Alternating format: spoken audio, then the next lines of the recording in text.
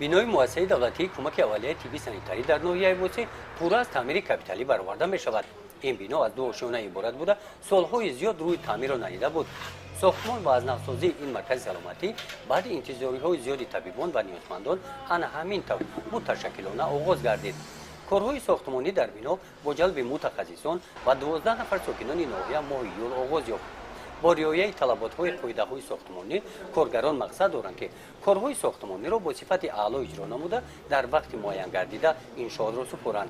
اوید دستور سپارش‌های پیشوای ملت اساسگذار صلح و وحدت محترم امام علی رحمان بخشیده به جشن سالگی ما اقدام گرفتیم که کارهای آبادانی و سازندگی را پیشه کار خود کرده در خود مرکز سلامتی ناحیوی و همه مرکز و بنگاه‌ها که در دهات‌ها جایگیرند تعمیر کاپیتالی برای مونده رفته ایستاده است.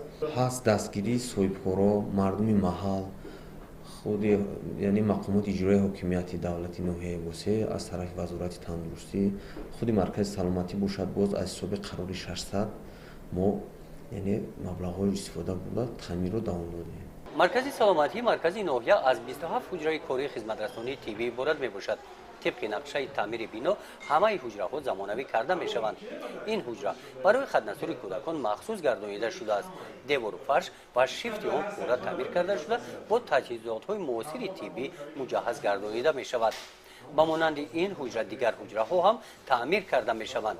در شرایط نوی کاری طبیبان کوشش می نمایند که سطح خیزمترسانی تیبی را به اهالی در سطح بلند اجرا نمایند. گزارش خواجه نظریف خدای نظر ظهورف از ناحیه وسه برای برنامه اطلاعاتی نوید.